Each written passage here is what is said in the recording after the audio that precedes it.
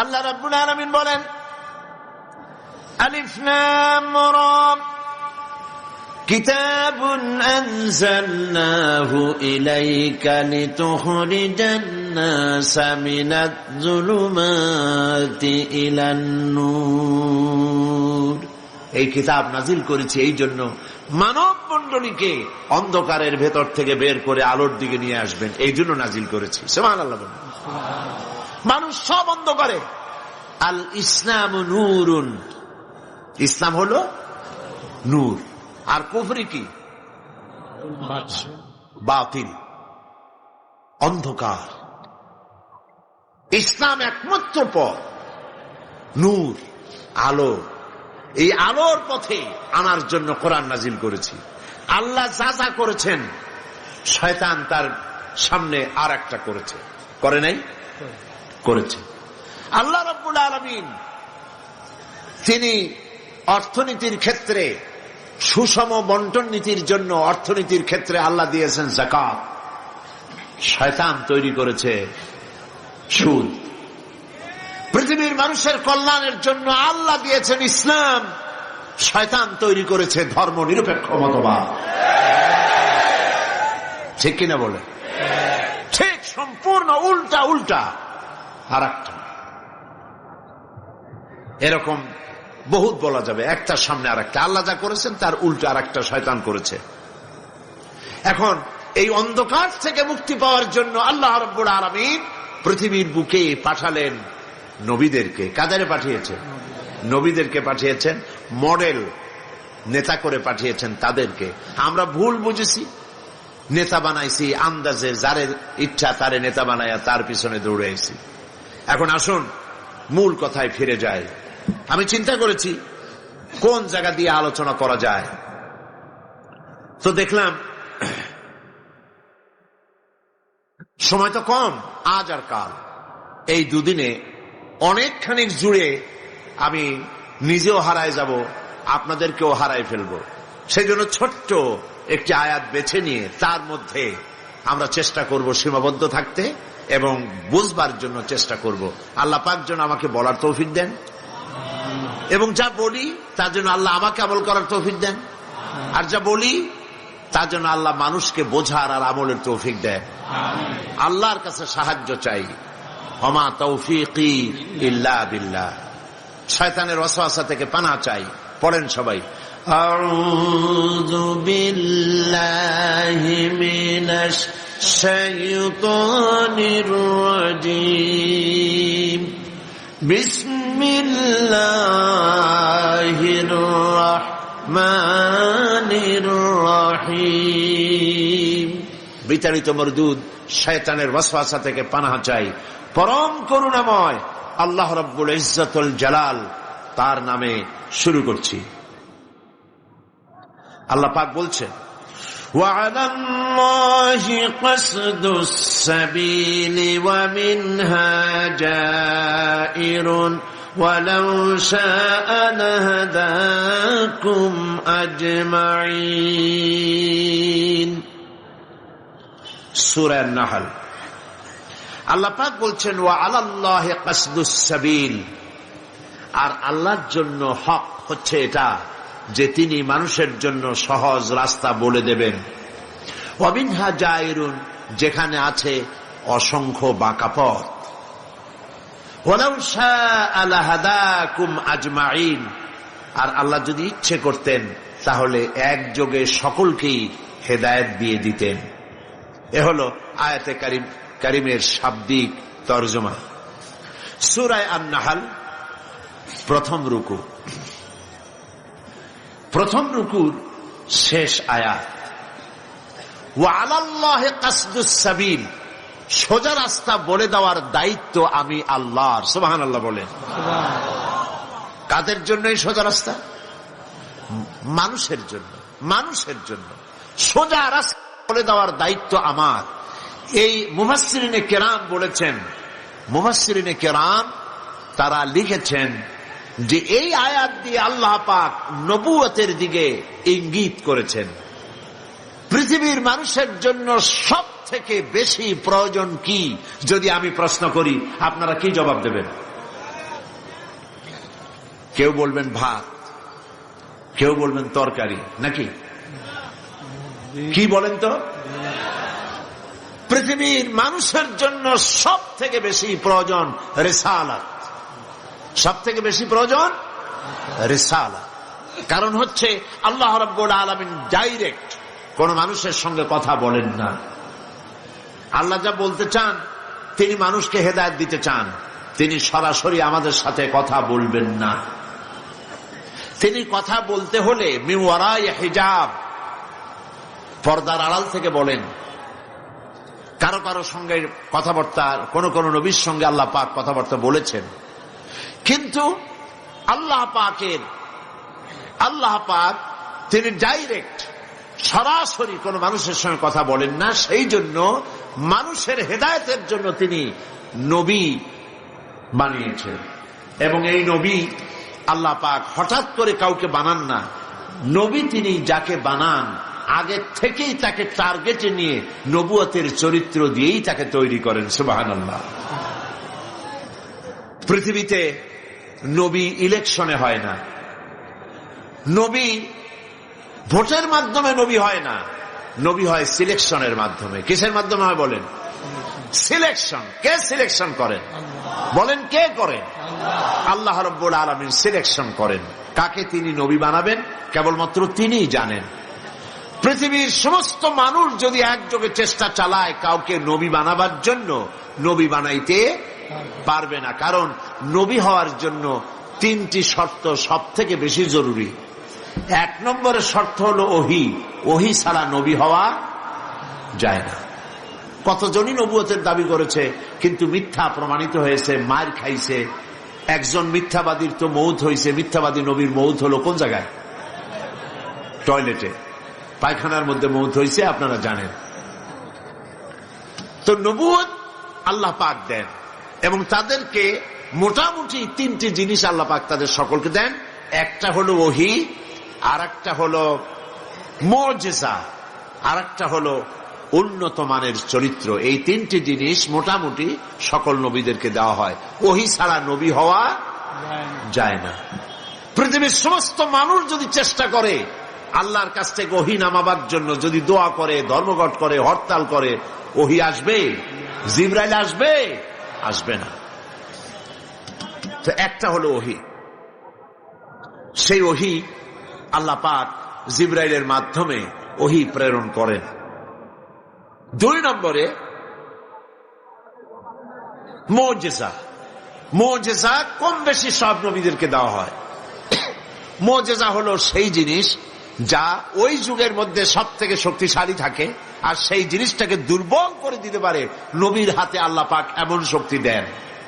যেমন মূসা আলাইহিস সালামের জামানায় তখন শক্তিশালী ছিল জাদু। কি ছিল বলুন? আর মূসা আলাইহিস সালামকে আল্লাহ জাদু কাবু করার মতো মুজিজা দিয়েছিলেন, দেন নাই? আল্লাহ রাব্বুল আলামিন হযরতে মূসা আলাইহিস সালামকে প্রশ্ন করেছিলেন, ওয়ামা তিলকা বিয়ামিনিকা ইয়া মূসা। মূসা রে, তোমার হাতে ওটা কি? তিনি বলেন, হিয়া আসায়, এটা লাঠি, এ দিয়ে আমি এই কাম করি। ব্যাখ্যা দিলেন। আল্লাহ পাক বললেন, এই লাঠিটা তুমি ফেলে দাও। লাঠি ফেলে দিলেন। কি হয়ে গেল? হযরতে মূসা আলাইহিস সালাম হাতের লাঠি যখন ফেলে দিলেন, হিয়া হাইয়াতুন তাসআ, বিরাট সাপে পরিণত হয়ে গেল। মূসা আলাইহিস সালাম ভয় পেলেন। আল্লাহ পাক বললেন, খুযহা ওয়ালা তাখাফ, ভয় পেও না, ধরো। তিনি ধরলেন। কি হয়ে গেল? আবার লাঠি হয়ে গেল। এখন এটা যে মুজিজা, সেটা জাদুকরেরা বুঝেছিল। জাদুকরেরা বোঝে নাই? বলেন বোঝে নাই? কোরআন শরীফ পড়েন, তাহলে জবাব দিতে আপনাদের জন্য সুবিধা হবে।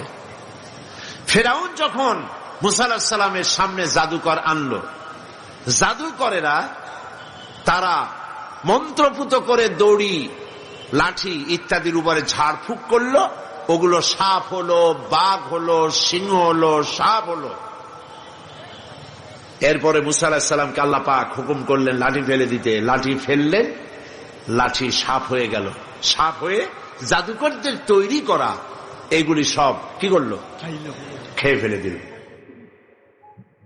জাদুকরেরা বুঝতে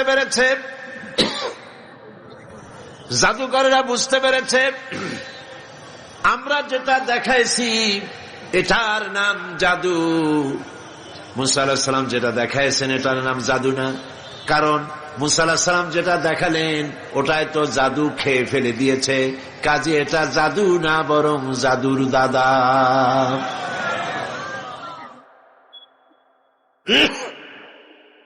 আর কেউ না বুঝলেও জাদুকরেরা বুঝেছে এটা মুজিজা, এবং তারা ঈমান এনেছে। আছে না কোরআন শরীফে? সেই ঘটনা আমি শোনাবো না। আমি বলতেছি সমস্ত নবীদেরকে আল্লাহ পাক তিনটা জিনিস দেন, একটা হলো ওহী, আর একটা হলো মুজিজা। দাউদ আলাইহিস সালামের সময় মুজিজা ছিল, তিনি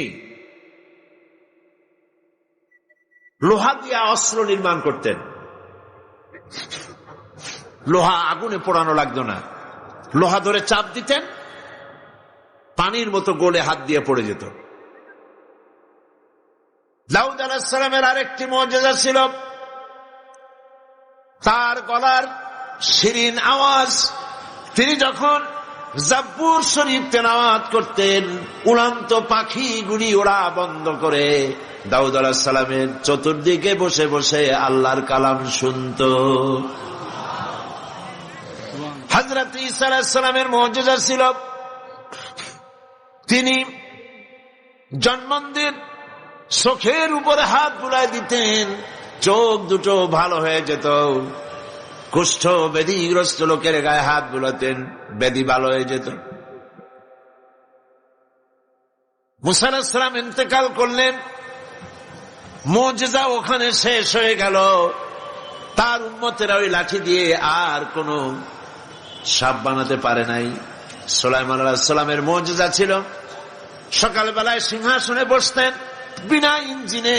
এই সিংহাসন তাকে 1 মাসের পথ উড়ায় নিয়ে যেত, সন্ধ্যাবেলায় আর 1 মাসের পথ অতিক্রম করায় দিত। সুলাইমান আলাইহিস সালাম ইন্তেকাল করলেন, তার সিংহাসন উম্মতেরা 1 সেকেন্ডের জন্য আর উড়াইতে পারে নাই। দাউদ আলাইহিস সালাম ইন্তেকাল করলেন, তার উম্মতেরা লোহাকে চেপে আর পানি বানাইতে পারে নাই। ঈসা আলাইহিস সালামকে আল্লাহ রাব্বুল আলামিন উঠায় নিলেন 4র্থ আসমানে। তার উম্মতের দাবিদার পৃথিবীর শত শত কোটি খ্রিস্টানেরা চোখে হাত বুলাইয়া কোন অন্ধর চোখ ফিরাইয়া দিতে পারে নাই, কুষ্ঠ ব্যাধিগ্রস্ত ব্যক্তির গায়ে হাত বুলাইয়া কুষ্ঠ ভালো বানাইতে পারে নাই। আল্লাহ রাব্বুল আলামিন অন্যান্য নবীদের মতো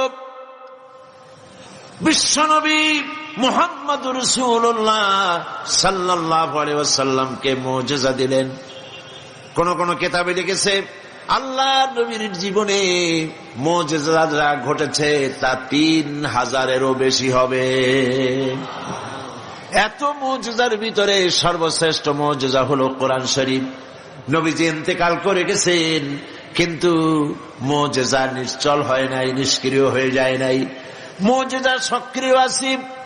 অন্যান্য নবীর উম্মতেরা, নবীরা ইন্তেকাল করেছেন, মুজিজার কার্যকারিতা বন্ধ হয়ে গেছে, কিন্তু আল্লাহর নবী মুহাম্মদ রাসূলুল্লাহ সাল্লাল্লাহু আলাইহি ওয়াসাল্লাম ইন্তেকাল করেছেন। তার জীবনের শ্রেষ্ঠ মুজিজা কোরআন শরীফ কিয়ামত পর্যন্ত উম্মতেরা ব্যবহার করতে পারবে।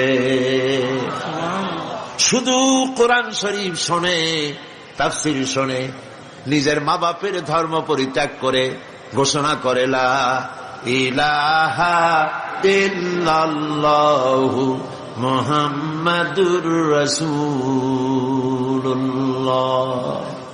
সুবহানাল্লাহ।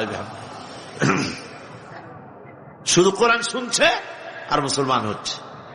এবারেও চট্টগ্রাম তাফসীর মাহফিল গত শুক্রবারে শেষ হলো। 5 দিনে 30 জন হিন্দু বৌদ্ধ মুসলমান হয়েছে বছর। আলহামদুলিল্লাহ বলুন। এটা হচ্ছে কোরআন শরীফ, আল্লাহ নবীর জীবন্ত মুজিজা।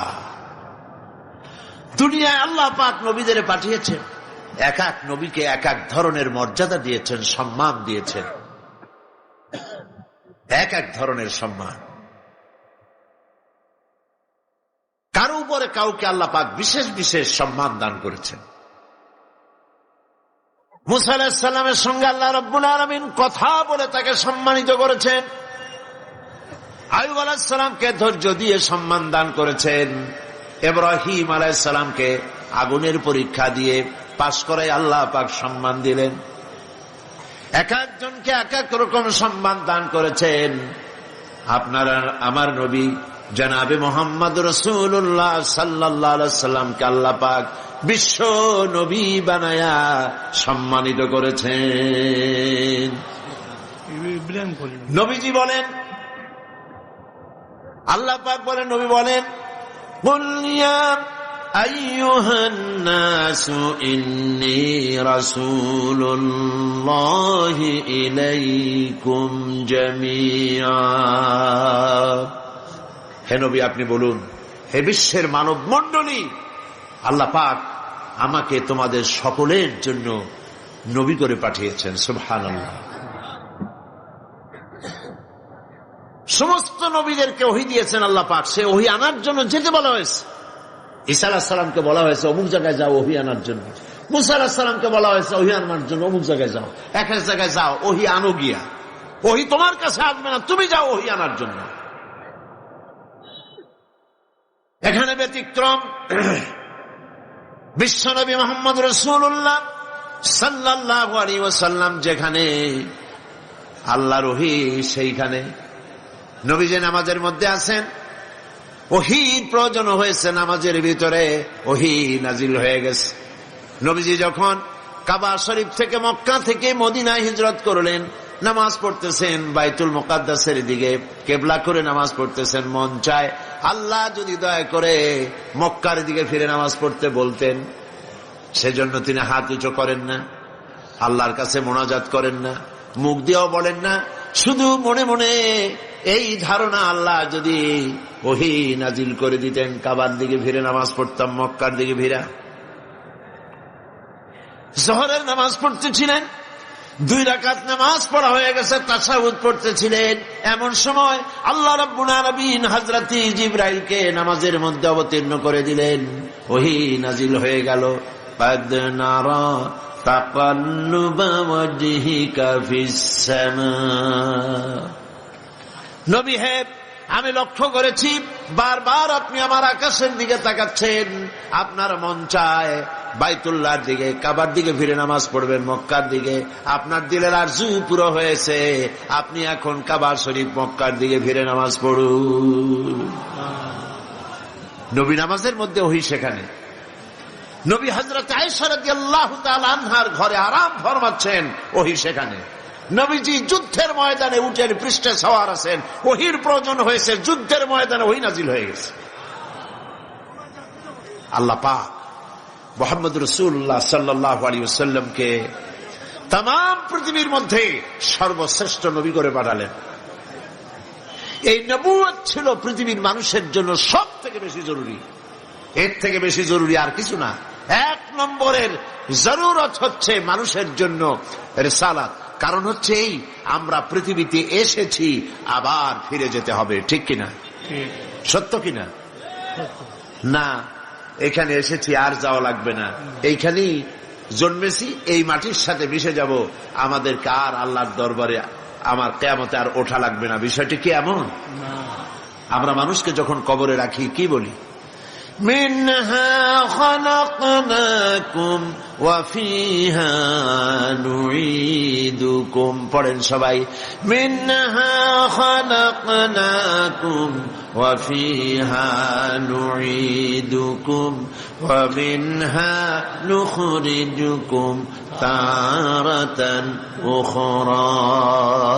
এই মাটি দিয়ে তোমাকে সৃষ্টি করা হয়েছিল, এই মাটির মধ্যে তোমাকে রেখে গেলাম, আবার এই মাটি থেকে তোমাকে উত্থিত করা হবে। নবীর প্রয়োজন এই জন্য, যদি ঝামেলা থাকতো না, যদি এখানে হয়েছি মরে যাব, বাস, দিস মাস ফিনিশ, আর আমাদের কোনো জবাব দিও নাই, মরে যাব, শেষ হয়ে যাব। তাহলে নবীর দরকার ছিল না, কোরআনের দরকার ছিল না। ইট, ড্রিঙ্ক অ্যান্ড বি মেরি, খাও, পান করো, ফুর্তি করো, ডু ফুর্তি, নো চিন্তা। কিন্তু আমরা সেটা করতে পারি না। হেসে খেলে জীবনটা যদি চলে যায়, যাক না, পাগলের যেতে পারে, কিন্তু বুদ্ধিমানের এভাবে যাবে না। কথা বুঝে আসছে? বুদ্ধিমানের এভাবে যাবে না। এই পৃথিবীতে এসেছি, আবার ফিরে যেতে হবে আল্লাহ পাকের কাছে। সেই জন্য আমাদের জীবনের 3টে স্তর আছে, একটা স্তর পেরিয়ে এসেছি, ওইটা হলো আলমে আরওয়াহ। ওইটার নাম কি? আলমে আরওয়াহ, রুহের জগৎ। এখন যেখানে আছি এটা হলো আলমে আসবাব। এরপরে আরেকটা জগতে প্রবেশ করব, সেটার নাম হলো আলমে বারজাখ। কয়টা হলো? 3টা। যেটা ছেড়ে এসেছি ওইটার কাইফিয়াত জানা নাই, কি অবস্থায় ছিলাম আমিও জানি না, আপনারাও জানেন না। এটা ঠিক কিনা? যেখানে আসি কয়েকদিনের জন্য মেহমান, আসি কয়েকদিন, আবার এখান থেকে আমাদের বিদায় হতে হবে। যেখানে যাব ওই জায়গার কাইফিয়ত কোরআনে হাদিসে যেটুকু জানি, এর থেকে বেশি কেউ কিছু বলতে পারবে না। একজন মৃত মানুষ জিন্দা হয়ে বলতে পারে নাই যে আজরাইল আসলে এরকম এরকম জান কবজ করে, কবরে গেলে এরকম এরকম হয়, তারপরে এরকম এরকম হয়, এরকম কেউ কি বলছে? স্বপ্নেও বলেনি। কি হয় স্বপ্নেও কেউ বলেনি। এই জন্য সতর্ককারী পাঠায় দেওয়া আল্লাহর দায়িত্ব। আল্লাহ পাক আমাদেরকে সৃষ্টি করে অন্ধকারে ছেড়ে দিয়েছেন, এমনটি নয়। ওয়ামাল্লাহু বিযাল্লামিন লিল আবিদ, বান্দার উপরে তিনি অত্যাচার করেন না, জুলম করেন না, অন্ধকারে ছেড়ে দেন নাই। সব ওপেন সিক্রেট, আল্লাহ সব খুলে দিয়েছেন। কি হবে, মরলে কি হবে, মরার পর কি হবে, হাসরে কি হবে, মিজানে সিরাতে কি হবে, সব বলেছেন। কাদের মাধ্যমে বলেছেন? মহাসত্যবাদীদের কাছে মুখ থেকে বের করেছেন, যারা জীবনেও মিথ্যা কথা বলেন না। বলেন সুবহানাল্লাহ। আল্লাহ পাক এই কথাগুলি দিয়ে, কথাগুলি বলাইছেন নবীদের দিয়ে। সুবহানাল্লাহ বলবেন না? হাবিজাবি নেতা দিয়ে বলেন নাই। দুনিয়ায় যত নেতা আছে দেখেন, নবীদেরকেও দেখেন আর ওই সব নেতাদেরকেও দেখেন। পৃথিবীর পথ তো দেখাইছে 2 ধরনের মানুষেরাই। একথা আমি আরো অনেকবার বলেছি। দার্শনিকরা পথ দেখাইছে, রাজনৈতিক নেতৃবৃন্দরা পথ দেখাইছে, আর দেখিয়েছেন নবীরা। আমরা কাদের পথ অনুসরণ করব? দার্শনিক, দার্শনিক, কবি, সাহিত্যিক, এর কোনো মানে নাই, দাম নাই। কবিদের পথে তো যাওয়ার কোনো মানেই নাই, কারণ কবিরা যা বলে কাজে তা করে না। পৃথিবীতে কবিরা ভাবা বেগে চলে। এর মধ্যে ভালো হলো ওইসব কবি যারা আল্লাহরে ভয় করে, নেক আমল করে, এরা হলো ভালো কবি। কবির উপরে, সাহিত্যিকের উপরে আমার আলোচনা আজকে না, এ ব্যাপারে আমার বক্তৃতা আছে, আপনারা খুঁজলে পাবেন। আমার বক্তব্য হচ্ছে, পৃথিবীর কবি, সাহিত্যিক, দার্শনিক, রাজনৈতিক নেতা থেকে নবীরা সম্পূর্ণ স্বতন্ত্র। এইটা আমি বুঝাতে চাই। আমরা কি বুঝতে পারতেছি? বুঝতে পারতেছি? দুনিয়ার নেতাগুলি দেখেন, কোন নেতা এরকম আপনি একজন পাবেন যিনি দাঁড়িয়ে বলবেন, আমি ছাত্র জীবনে যা যা করছি, আমার যৌবনকালে যা যা করছি, আমার গ্রামবাসীরা আমার সম্পর্কে যা জানে, আমার বউ আমার সম্পর্কে যা যা জানে, আমার ড্রাইভার, আমার চাকর, আমার ভাই বোন আমার সম্পর্কে যা যা জানে, সব মানুষের কাছে বলে দিক। পারবে বলতে? না। একটি জবাব, একটি অক্ষর পারবে না। কারণ কার না পদস্খলন ঘটে নাই ছোটবেলা থেকে শুরু করে প্রৌঢ়ত্ব পর্যন্ত জীবনে কত দুর্ঘটনা ঘটেছে। কোন নেতা পাবেন এরকম বলবে? একজন পাবেন, সুবহানাল্লাহ বলে। একটা মিশনকে পাবেন, সেই মিশন হচ্ছে নবুয়তের মিশন। নবীরা মিথ্যা কথা বলেন না, সুবহানাল্লাহ বলবেন না? নবীরা মিথ্যা বলেন না, নবীরা মাসুম, নবীরা বেগুনাহ, কোন গুনাহ করেন না। মুহাম্মদুর রাসূলুল্লাহ সাল্লাল্লাহু আলাইহি ওয়াসাল্লাম কেমন নেতা দেখেন। যার কথা শুনবেন তার সম্পর্কে তো আগে একটা ধারণা হইতে হবে। নবীর কথা মতো চলবো, রাজনৈতিক নেতাদের কথা মতো চলবো না, দার্শনিক রাজনৈতিক নেতা এদের কথা মতো চলবো না, নবীদের কথা মতোই চলবো। কারণ কি? কারণ প্রত্যেক ব্যক্তির, সাধারণ মানুষের পদস্খলন ঘটেই, ভুল হয়। নবীদের ভুল হয় না, কারণ আল্লাহ নিজে তাদেরকে কন্ট্রোল করেন। কথা কি বুঝে আসে? এবার লক্ষ্য করুন, আল্লাহর নবী মুহাম্মদ রাসূলুল্লাহ সাল্লাল্লাহু আলাইহি ওয়াসাল্লাম তিনি বলেছেন, ও আমার স্ত্রীরা, ও আমার সাহাবীরা, দিনের আলোতে এবং রাতের আধারে আমার ভিতরে আমার যেসব আচরণ, আমার চালচলন, আমার আচরণ, আমার কথাবার্তা, আমার মুআমালাত, আমার মুআশারাত, যা কিছু দেখতে পাও সবগুলি খুলে খুলে মানুষের সামনে বলে দাও। সব বলো, কোনো কথা বাদ রেখো না। কারণ মুহাম্মদ সাল্লাল্লাহু আলাইহি ওয়াসাল্লামকে আল্লাহ পাক বানিয়েছেন মডেল, তিনি হলেন আদর্শ, গোটা বিশ্ববাসীর জন্য তিনি আদর্শ। কোরআনে কারিমে রব্বুল আলামিন বলেছেন, লাকাদ কানা লাকুম ফি রাসূলিল্লাহি উসওয়াতুন হাসানাহ, তোমাদের জন্য মহত্তম গ্রহণযোগ্য আদর্শ হতেছেন তোমাদের রাসূল মুহাম্মদ সাল্লাল্লাহু আলাইহি ওয়াসাল্লামের ভেতরেই তোমাদের আদর্শ আমি রেখে দিয়েছি। দুনিয়ায় নবী করিম সাল্লাল্লাহু আলাইহি ওয়াসাল্লামের চরিত্রের, তার ক্যারেক্টারের, তার আখলাকের সার্টিফিকেট আল্লাহ পাক নিজেই দিয়ে দিচ্ছেন। সুবহানাল্লাহ বলেন। আল্লাহ পাক কোরআনে কারীমের মধ্যে বলেছেন, ওয়া ইন্নাকা লাআলা খুলুকিন আযীম, নবী হে আপনি হচ্ছেন মহৎ চরিত্রের উপরে প্রতিষ্ঠিত, মহান চরিত্র আপনার। সুবহানাল্লাহ বলবেন না? নবী করিম সাল্লাল্লাহু আলাইহি ওয়াসাল্লাম শ্রেষ্ঠ চরিত্রের অধিকারী, তার চাইতে শ্রেষ্ঠ চরিত্রবান আকাশে, নিচে, জমিনের উপরে আল্লাহ পাক আর বানাননি। সেই জন্য নবীদের কথা অনুযায়ী চলতে হবে। আল্লাহ পাক তাই বলছেন, ওয়া আলাল্লাহি কাসদুস সাবিল, সোজা রাস্তা বলে দেওয়ার দায়িত্ব আমার। ওয়া মিনহা জাইর, যেখানে আছে বাঁকা পথ, এই পৃথিবীতে বাঁকা পথ আছে বলেই তো সোজা পথের কথা আল্লাহ পাক বলছেন। ঠিক কিনা কোন? সত্য কিনা? এই বাঁকা পথগুলি কারা তৈরি করেছে? মানুষ তৈরি করেছে, শয়তান তৈরি করেছে, শয়তানের পথ অনুসরণ করেছে মানুষ। এই জন্য আল্লাহ পাক বলছেন, নবী, আমি নবী পাঠাবো পৃথিবীতে, সেই নবীদের পথ অনুসরণ করে তোমাদেরকে জীবন পরিচালনা করতে হবে। নবী করিম সাল্লাল্লাহু আলাইহি ওয়াসাল্লাম পৃথিবীর মানুষগুলিকে আল্লাহর কাছ থেকে এসেছে, আবার আল্লাহর কাছে ফিরে যেতে হবে, সেই জন্য তাদেরকে তাওহীদ বুঝাইছেন। বলেছেন, লা ইলাহা ইল্লাল্লাহু মুহাম্মাদুর রাসূলুল্লাহ। জোরে সরে পড়েন, লা ইলাহা লা ইলাহা ইল্লাল্লাহ, লা ইলাহা।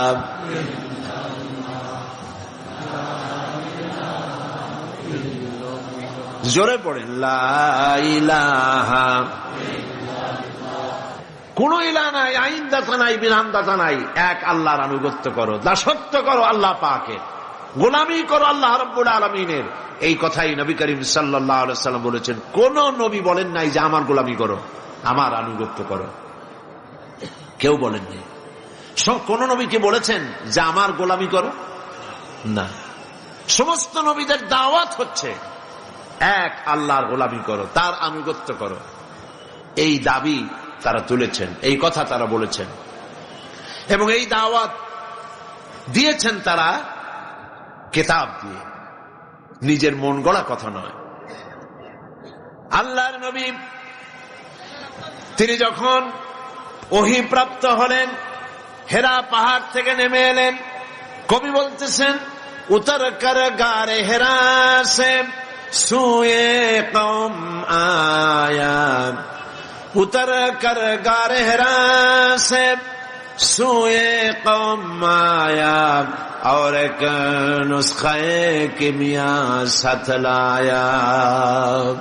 হেরা পাহাড় থেকে নবীজি নেমে এলেন, হাতে নিয়ে আসতেন পরশ পাথর কোরআন।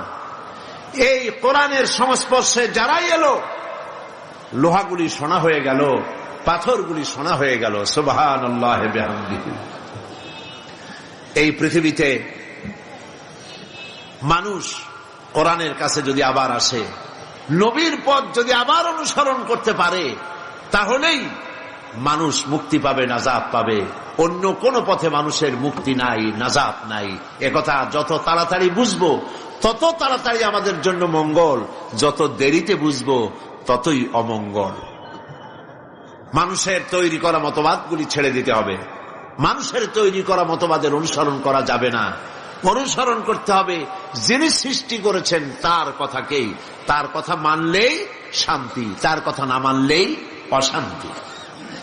কোরআনে কারিমে এই কথাটি আল্লাহ রাব্বুল আলামিন অন্যত্র বলেছেন, আফাগায়রা দীনিল্লাহি ইয়াবগুন ওয়া লাহু আসলামা মান ফিস সামাওয়াতি ওয়াল আরদি তাওআন ওয়া কারহা। তোমরা কি আল্লাহর দেওয়া জীবন ব্যবস্থা ছেড়ে দিয়ে অন্যের তৈরি করা কোন পথ অনুসরণ করতে চাও?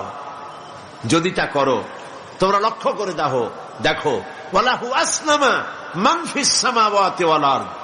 আল্লাহ পাক বলছেন, তাকাও, লক্ষ্য করো, দেখো আকাশে যা আছে, জমিনে যা আছে, সবাই আনুগত্যের মস্তক আমার সামনে অবনত করে দিয়েছে। সুবহানাল্লাহ। এই পৃথিবীর চন্দ্র, সূর্য, গ্রহ, নক্ষত্র, সৌর রাজি সব হুকুম মানে কার? সবাই বলেন হুকুম মানে কার? তাই তো সেখানে শান্তি, আর যেখানে মানে না সেখানেই অশান্তি।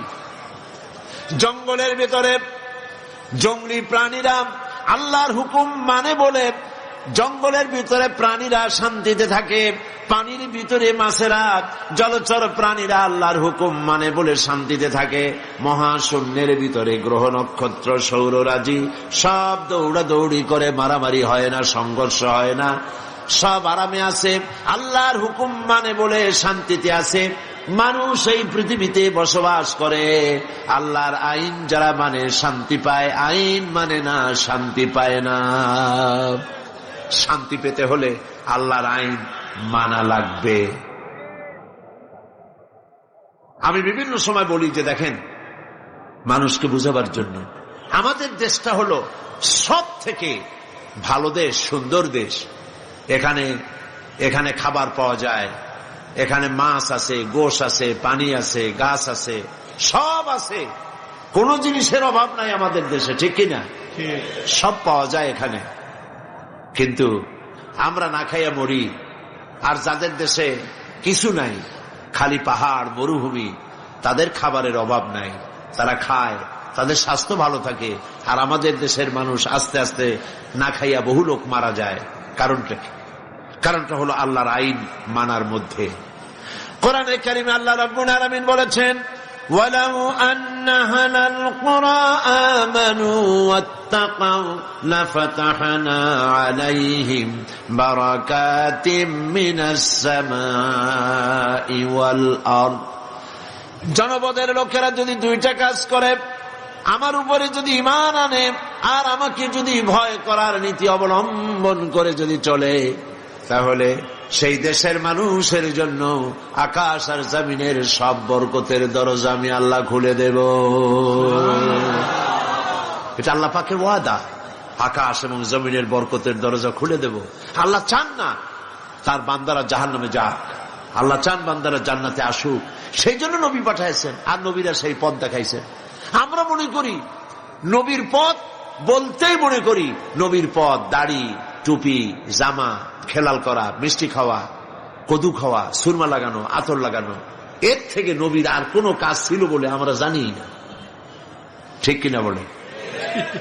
এই খালি আল্লাহ পাক যদি নবী এই জন্যই পাঠান যে কেমনে টুপি দেবে মাথায়, দাড়ি রাখবে, লম্বা জামা গায়ে দেবে, মেসওয়াক করবে, এইগুলো শিখাবার জন্য নবী পাঠাবার দরকার আছে না কিছু?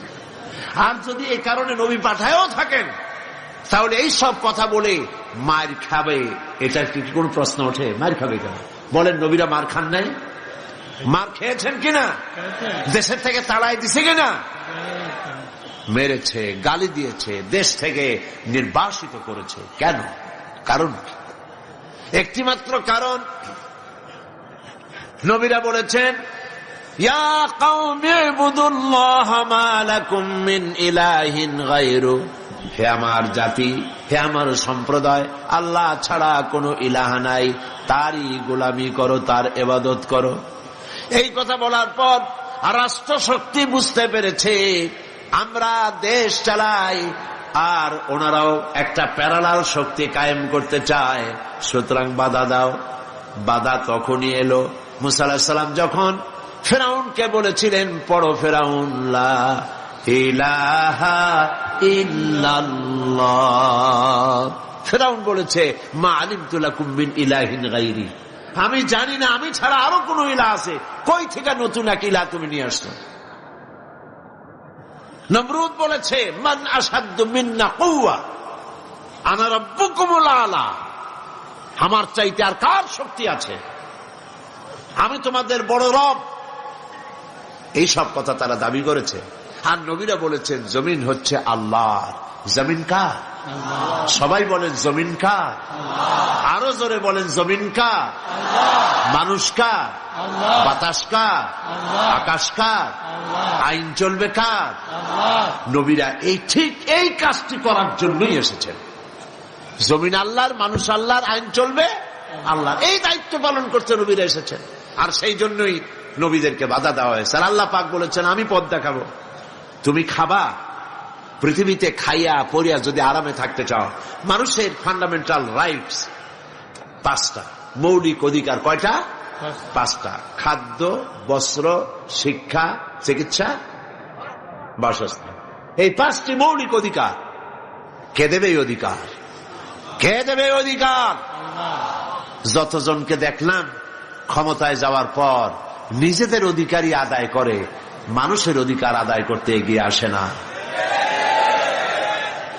যখন ক্ষমতায় থাকে টের পাওয়া যায় না, ক্ষমতায় যাওয়ার পর দেখা যায় কত হাজার হাজার কোটি টাকা নিজেদের জন্য তারা খরচ করেছে। এ কথাগুলি সত্য কিনা বলুন? সেই জন্য আপনি আপনার দেশ পরিচালনা, রাষ্ট্র পরিচালনা করার দায়িত্ব মানুষের তৈরি করা আইনের উপরে ছেড়ে দিতে পারেন না। আইন তৈরি করবেন আল্লাহ, সেই জন্য নবী পাঠাইছেন। নবী আপনার টুপি কেমনে হবে, দাড়ি কেমনে হবে, শুধুমাত্র এগুলির জন্য না। তবে এটাও মনে রাখবেন যে আমি দাড়ি টুপিকে তুচ্ছ করছি তা আপনারা মনে করবেন না। নবী করিম সাল্লাল্লাহু আলাইহি ওয়াসাল্লাম কি না শিখাইছেন। দাড়ি টুপি তো ভালো, টয়লেটে কেমনে যাবেন তাও শিখাইছেন, ঠিক কিনা? নখ কেমনে কাটবেন তাও শিখিয়েছেন। এক কথায় টয়লেটে যাওয়া থেকে শুরু করে, মুরগির ফার্ম থেকে শুরু করে, জাতিসংঘ চালানো পর্যন্ত, পৃথিবী চালানো পর্যন্ত শিখিয়েছেন মুহাম্মদ রাসূলুল্লাহ সাল্লাল্লাহু আলাইহি ওয়াসাল্লাম। সুতরাং শিখতে হবে ওখানে। দুঃখ হলেই যারা ক্ষমতায় আসে তারা এইসব কথা ভুলে যান, ভুলে গিয়ে বাপ দাদা 14 গোষ্ঠীকে প্রতিষ্ঠিত করার জন্য চেষ্টা করেন। ইতিহাস, ভূগোল, বইপত্রের মধ্যে খালি বাজান বাজান সমানে ঢুকাইতে থাকে। তারা বোঝে না এটা টেকার জিনিস না, ওইটা টেকার জিনিস না। একটা মানুষের গুণকীর্তন 5টা বছরে তারা যা করলো, একটা মানুষের বন্দনা যা গাইলো, 5টা বছর যদি এতটা জিকির আল্লাহর নামে করত, ওদের জন্য বেশ তো ওয়াজিব হয়ে যেত। আমরা মুসলমান, আমরা কোনো ব্যক্তি পূজা করতে পারি না। আমরা কেবলমাত্র প্রশংসা করব আল্লাহ সুবহানাহু ওয়া তাআলা, আল্লাহর প্রশংসা করব, আর নেতা হিসাবে মেনে নেব মুহাম্মাদুর রাসূলুল্লাহ সাল্লাল্লাহু আলাইহি ওয়াসাল্লামের কথা। বুঝতে কি কষ্ট হয়? এজন্য আমি বলতে চাই, আল্লাহ পাক বলছেন ওয়া আলাল্লাহি কাসদুস সাবিল, সোজা রাস্তা বলে দেব আমি। সুবহানাল্লাহ। আল্লাহ কয় সোজা রাস্তা বলে দেব আমি, আর আমরা সেখানে রাস্তা নিজেরা বানাই নেই। মরা ছাড়া পথ আছে? মরা ছাড়া পথ নাই, মরাই লাগবে, মরতেই হবে। আর যদি বাঁচতে চাই সত্যিকারের অর্থে মর্যাদা নিয়ে, সম্মান নিয়ে যদি বাঁচতে চাই, মাথা উঁচু করে যদি দাঁড়াতে চাই, তাহলে ইনিল হুকমু ইল্লা লিল্লাহ। আর যদি বেইজ্জত জলিল হয়ে যদি মরতে চাই, বেঈমান হয়ে যদি মরতে চাই, তাহলে কাফের আর নাসারাদের হুঙ্কার শুনতে হবে। আর যদি মুসলমান হন, লা ইলাহা ইল্লাল্লাহর আওয়াজ দিয়ে দুনিয়া থেকে বিদায় হবেন শাহাদাতের মওত নিয়ে।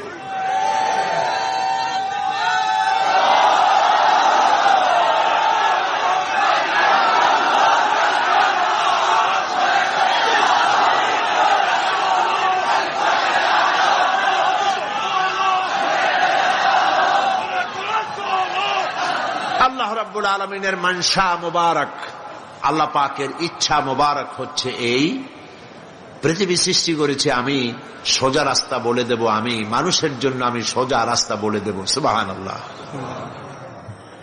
সূরা ফাতিহার মধ্যে আমরা যেখানে বলেছি ইহদিনাস সিরাতাল মুস্তাকিম, আল্লাহ একটা সোজা রাস্তা আমাদের বলে দাও। আলোচনা শুরুতে বলছিলাম, মনে আছে? আল্লাহ রাব্বুল আলামিন শিখায় দিলেন সোজা রাস্তা চলার জন্য দুনিয়ায়। সোজা রাস্তা মানে কি? সিলেট থেকে মৌলভীবাজার নাকি? সরল পথ, ব্যক্তি, পরিবার, সমাজ, রাষ্ট্র, ইহকাল পরকাল। সোজা রাস্তা যদি আমার কাছে চাও, ও বান্দা, আমার কাছে কেবলমাত্র সহজ সরল সঠিক রাস্তার জন্য আমার কাছে বলো, ইহদিনাস সিরাতাল মুস্তাকিম সিরাতাল্লাযীনা আন'আমতা আলাইহিম গায়রিল মাগদুবি আলাইহিম ওয়ালাদ-দাল্লিন। সোজা রাস্তা আল্লাহর কাছে বান্দা যখন আল্লাহর শেখানো ভাষা দিয়া সোজা রাস্তা যখন চাইল, আল্লাহ পাক কোরআনের বিরুদ্ধে সূরা ফাতিহার বান্দা চাইল, সূরা ফাতিহার ভিতরে দাবি জানাইল আল্লাহর শেখানো ভাষা দিয়া সোজা রাস্তা বলে দাও আমারে। রব্বুল আলামিন সূরা ইয়াসিনের ভিতরে গিয়া সূরা ফাতিহার চাওয়ার জবাব দিয়া দিলেন, ওয়া আনি'বুদুনি হাযা সিরাতুম মুস্তাকিম। ওয়া আনি'বুদুনি, বান্দা সোজা রাস্তা চাও, ওয়া আনি'বুদুনি, আমার গোলামি কর। সুবহানাল্লাহ।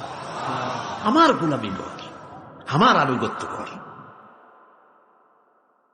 আল্লাহর আনুগত্য করতে হলে আল্লাহওয়ালাদের সাথে থাকতে হবে। তুমি চলছো কোথায়? ফাইনা তাযহাবুন, তুমি কোন নেতার পেছনে দৌড়াও? নামাজ নাই, রোজা নাই, পরকালের বিশ্বাস নাই, মদ, জুয়া, জেনা, ব্যভিচার কি না করতেছে।